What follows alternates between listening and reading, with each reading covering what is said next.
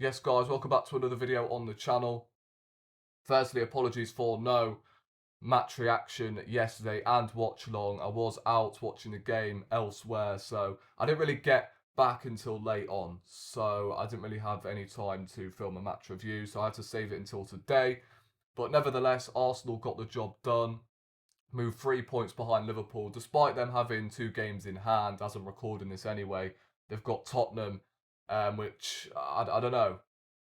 Tottenham are very unpredictable. They're like the British weather. You just don't know what you're going to get. And Chelsea have got Everton. So hopefully both of them drop points, or at least one of them drop points today.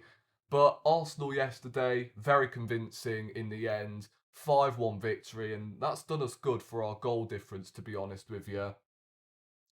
I think we're joint 18 on the goal difference with Liverpool and Chelsea. So yeah, that win was huge. And yes, Liverpool have got two games in hand.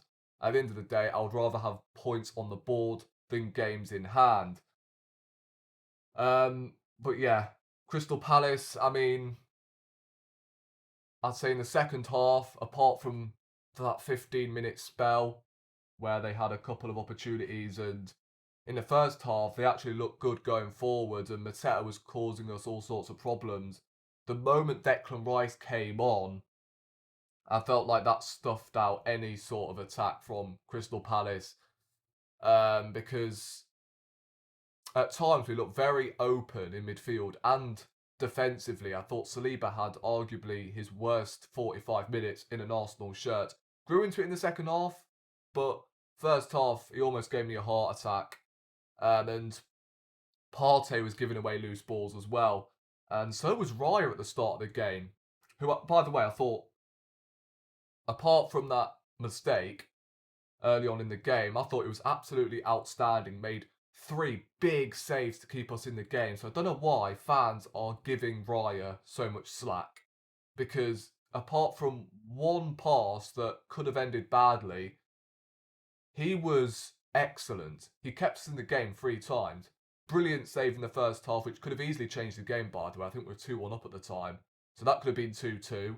He made a brilliant save in the second half, at the start of the second half, sorry, from I think it was Saar, which could have been 3-2. And I think he made another one. I can't remember, but I think he definitely kept us in the game 3 times.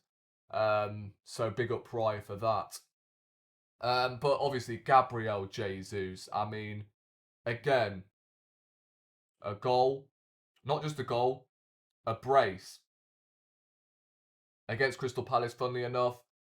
The second goal was absolutely immaculate, and that is Gabriel Jesus in a nutshell.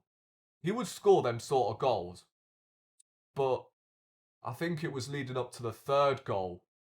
No, it wasn't the third goal, sorry, it was the fourth goal when he was like, I think it was like 8 yards out and he hit it straight at the goalkeeper. That was the opportunity for another hat trick, and that's pretty much Gabriel Jesus in a nutshell.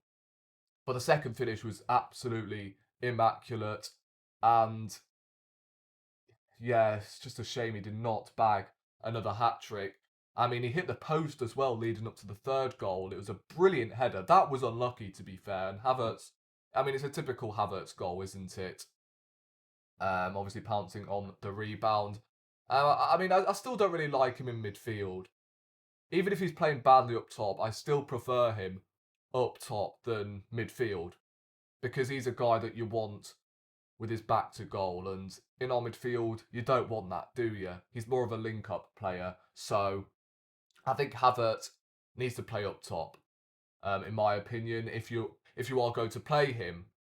So the lineup, I was baffled because yeah, we've already had to put up with Partey playing as a right back, and if it's not Partey at right back, it's Havertz in midfield. And as I said, that baffled me in my opinion. Yes, he got the goal, but yeah, at times we are so open because with our fullbacks inverting, Partey has to shift as one of the fullbacks, so it leaves a huge hole in midfield. And obviously, Crystal Palace exploited that at times, and it was just so easy for them to get through our midfield. The first goal was just far too easy. And honestly, I cannot remember the last time we kept a clean sheet away from home. I think it was Tottenham, if I'm not mistaken, back in September, and we're in December. So, yeah, that needs to improve. Because last season we were so good away from home. We're keeping clean sheets left, right, and centre. This season, we are conceding a lot of chances and we're conceding quite a few goals. So, yeah, that's something that needs to be addressed. But Declan Rice came on, and I thought he was absolutely superb. Changed the game, and that stuffed out any threat from Crystal Palace when Declan Rice was on the pitch. And you know what? Fair play to the manager, because last week everyone was so critical of his substitutions against Everton.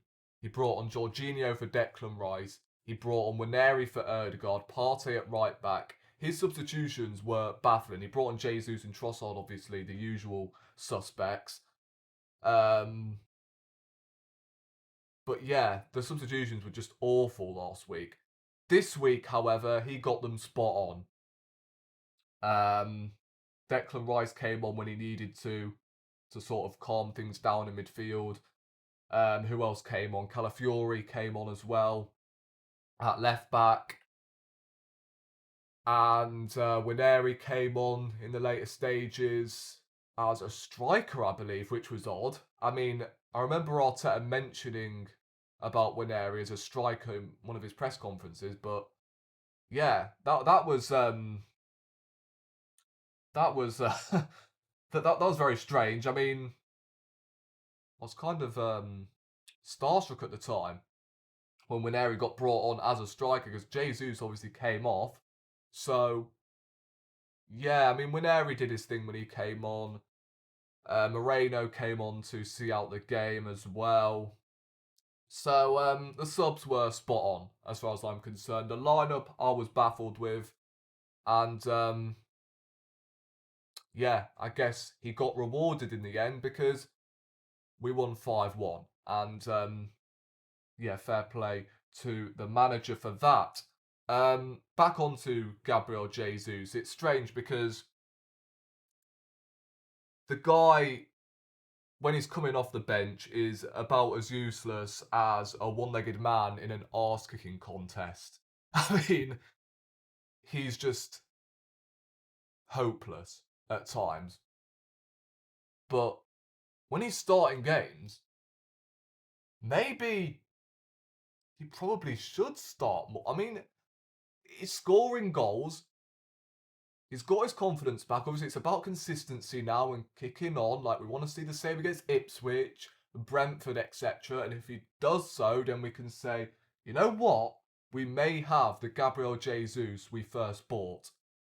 Because he looks sharp. He's taking his chances. I mean, I can't lie. When that ball fell to him for the fourth goal, I was already celebrating because I thought, yes, he's going to back his hat-trick, isn't he? But, nah. But yeah, I've always said, I think Jesus, when he's up front, we're a better team. And he's proving that at the moment, isn't he? Because we're scoring more goals. He started against Monaco and bagged an assist. I think that's 5 goals in 4 games, 1 assist in all competitions. So, yeah, I mean, look, we still need a centre forward. But Jesus is turning up at the right time and he's actually scoring goals. So fair play to him. Saka, I mean, what can I say? It's such a shame, isn't it? Because every time, it seems, we pick up a convincing win, there's always someone that goes off injured. And apparently he was spotted on crutches on his way out of the stadium, and I honestly don't know what we're going to do. I think we need a winger more than we need a striker in January, because if we're going to rely on Martinelli and Trossard, depending on if Saka is out for a long period of time, I don't think we can rely on both Martinelli and Trossard to start in that period, because you need one of them on the bench, in my opinion. And Sterling, he doesn't even trust. So we need a winger in January, whether that's Rashford or whoever. Just get someone in who's, you know, the quality, the quality as sorry, the quality we are asking for. That's what I'm trying to say. Yeah, that's just all we're asking for. Just a quality winger to come in January and hopefully fill up that squad depth, because yeah, we are looking very short in that position. But yeah, man of the match, I'm tempted to give it to Raya because he kept us in the game 3 times or twice. I think he definitely did make another save at one stage. I just cannot remember. Oh yeah, he did. Sorry, the double save. Yeah, that was brilliant from Raya. So yeah, he did make 3 saves to keep us in the game. So yeah, big up Raya for that. Declan Rice, when he came on, was absolutely outstanding. Obviously, Trossard had to come on for Saka. Didn't produce any flying colours, in my opinion. Again, Trossard, he really needs to improve, and I think he does need a goal, because he looks like he's shot of confidence, and at the moment he's losing the ball left, right, and centre. So yeah, he wasn't bad, but yeah, again, we need to see more from him. And Erdegaard did his thing as well. And yeah, Jesus have already touched on. So there we go, guys. We move on to Ipswich on the 27th.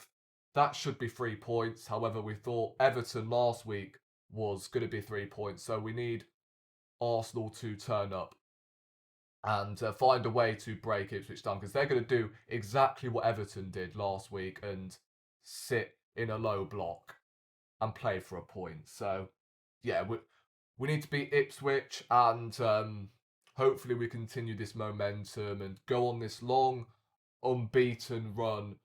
Obviously, we are unbeaten in like how many games now, but what I mean is we've got to, turn these draws into wins, because we've had enough draws so far this season. So we need to go on a run like we did last season if we stand any chance of winning this league title. And if we do, then I can see us winning it, because I don't see Liverpool and Chelsea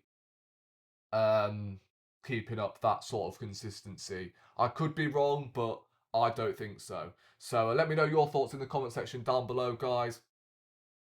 Let me know your standout plays as well.